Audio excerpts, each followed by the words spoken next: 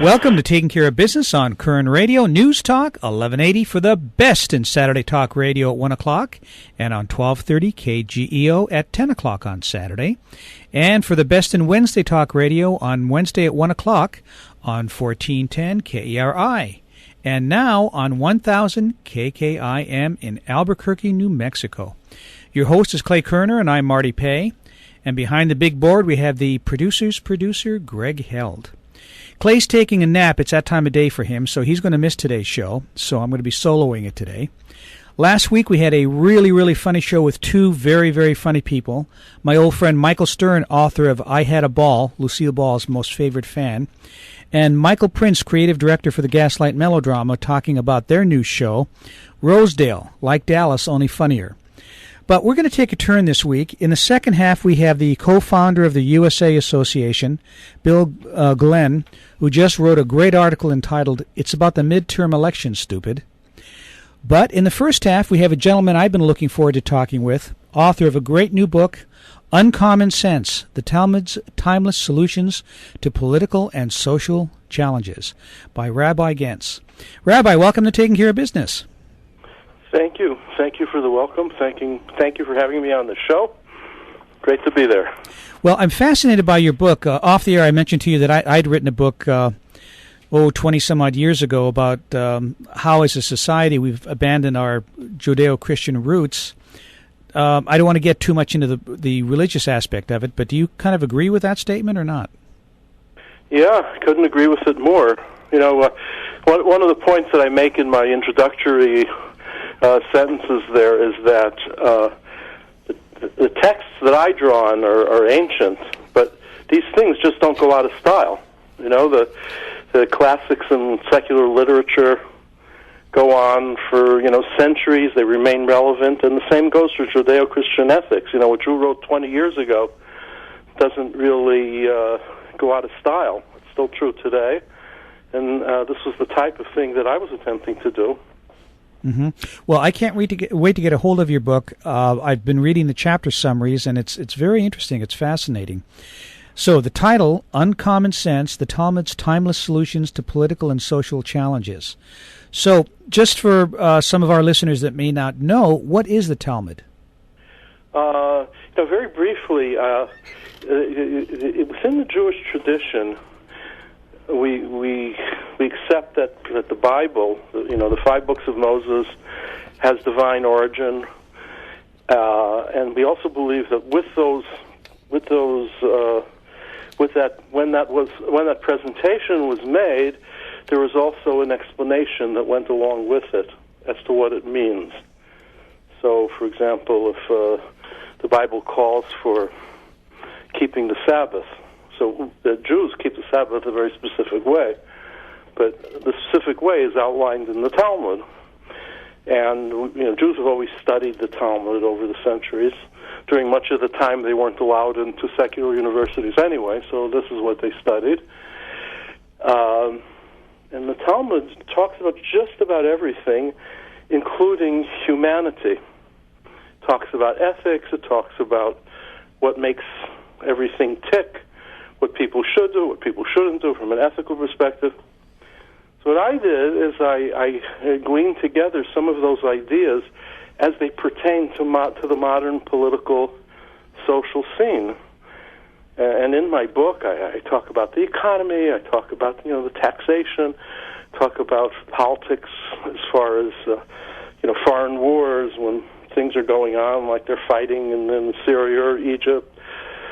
I talk about the immigration crisis. I talk about what the role of government should be. And that's what I did. Yeah, and you've done a good job of it. Now, but when I think of the Talmud, basically it's the law, right? As far as what, in some ways, a big part of it is the law, as far as what is proper and not proper from a religious and spiritual perspective. Would that be a fair statement? Yeah. Well, law usually you're probably dealing with semantics, but I'm dealing with semantics here when I say this. The law connotes generally, I must do this, I must do that. I can drive 60 miles an hour, but not more. That's law. Morality is I should act with kindness. Mm-hmm.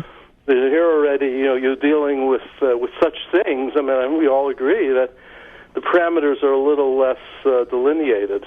Right. Exactly how much kindness, exactly to who, exactly when. It's very variable, and it's really not quantified in law. But there are, strong eternal principles, and if you understand them, you make extrapolations to how we act on a daily basis. And we all want to do so in an upright way. Sure.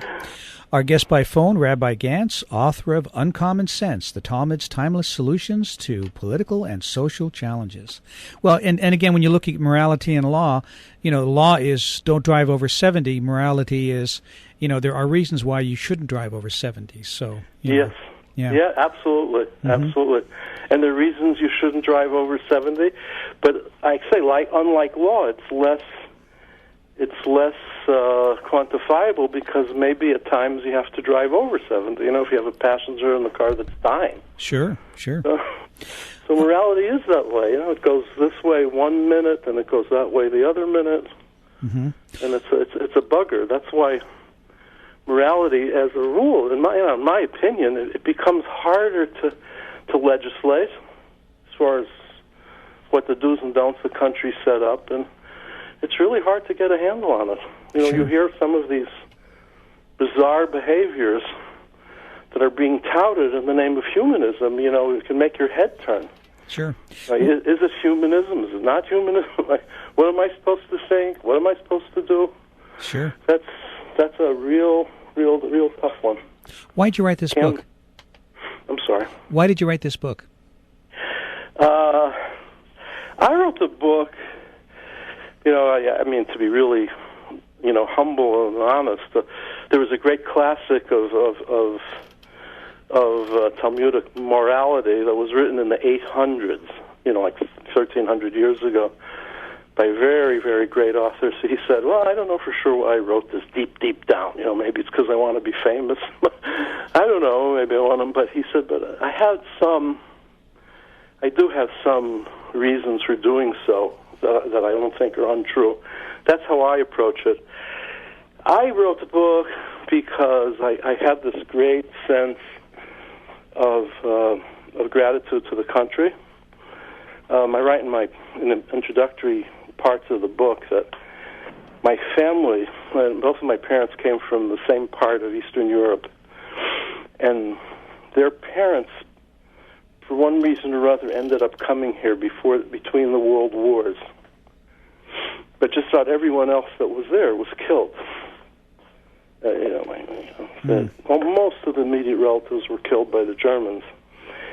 So I feel that I'm here, because of the grace of the country and the people, and being inclined to write such a book, I felt that maybe it'll make a difference. I don't know. Maybe it'll help things. Maybe it'll help the country. Sure. I don't know that it'll happen, but it's a noble idea. Yeah. Give us your website again. It's Rabbi Ganz, GANZ.com. Okay, because that's a great website. It goes into the chapters of the book and then talks about you and some other things. So I would recommend that website. Let's Thank look you at very much. There's also a blog there that I've been writing lately. I've been writing a weekly article. Oh, good. I posted there. Yeah. Mm-hmm. Well, to be honest with you, I'm fascinated by this subject anyway. So, and some of the chapters I looked at and I went, I'm going to have to ask the rabbi about this. So, one of the first chapters is chapter 4. You were talking about. Let's see. Chapter 4 offers a very specific approach to the abortion policy that concurs with neither the pro-life nor the pro-choice camp in the United States.